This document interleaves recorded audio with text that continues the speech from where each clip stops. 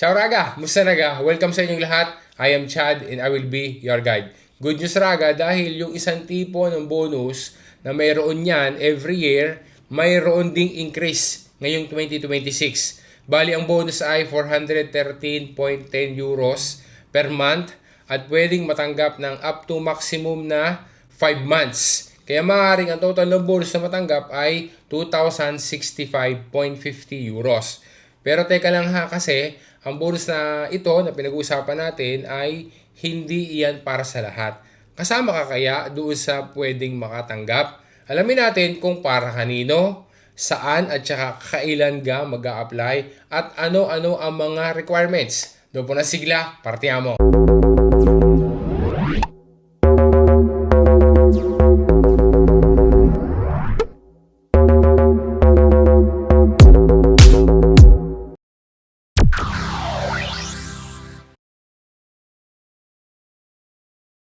Ang basehan ng information para sa bonus na pag-uusapan natin ngayon ay aring inilabas ni IMS na Circulare numero 16 last February 11, 2026. Kagaya din ng ibang bonus, dapat ay mayroong IZE.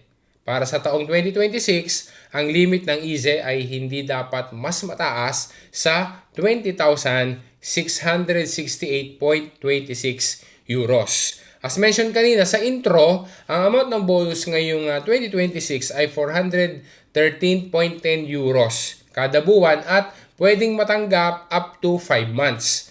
Kung ikukumpara sa amount ng bonus last year mula doon sa dating amount na 407.40 euros kada buwan, nagkaroon ng 1.4% na increase. Kung entitled sa bonus na up to 5 months, ang total na matatanggap ay magiging 2,065.50 euros.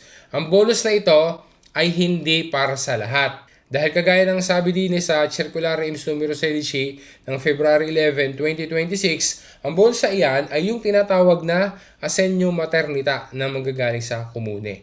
Naka-indicate dyan ang valore ng IZE at saka importo ng bonus na nabanggit natin, na-explain na natin kanina. Kaya ang bonus na iyan ay intended para sa mga mothers na either na sila ay Italian citizen o kaya naman ay EU citizens or pwede din ang mga non-EU citizens kagaya ng mga Pinays as long as mayroon silang valid na permesso di soggiorno. Ang importo ng Asenyo Mensile ay para sa mga mothers na nagkaroon ng anak per le nascite, affidamenti pre-adottivi at adozioni senza affidamento. Mula sa date na tandaan ha, mula sa date na January 1, 2026 until December 31, 2026. Dahil sa ang tawag sa bonus na iyan ay Asenyo Maternita Comune, ang pagpaprocess ng application ay gagawin sa komune di residenza ng aplikante. Kaya doon mag-i-inquire o doon pupunta sa officio protokolo o sa officio preposto ng komune di residenza ng aplikante.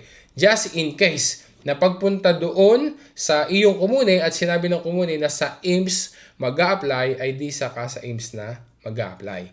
Isa pang importante na info, bukod doon sa mga requirements na nabanggit natin kanina, dapat din na ang ina na aplikante ay hindi nakatanggap ng asenyo maternita mula sa trabaho o mula sa IMS. Primarily, ang financial support na iyan, yung asenyo maternita comune, yan ay para sa mga ina na disokupate o walang laboro. Sila yung primarily na dapat makatanggap niyan. Pero, pakinggang maigi are, okay, para hindi malito.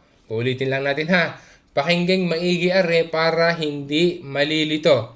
Just in case na ang isang ina ay qualified na makatanggap ng asenyo maternita comune pero nakatanggap na siya ng ibang tipo ng indennità di maternità mula sa Stato, kagaya ng mula sa trabaho, tramite IMS o gestione separata, maaaring makatanggap pa rin siya ng asenyo maternita comune pero ridotto na o bawas na.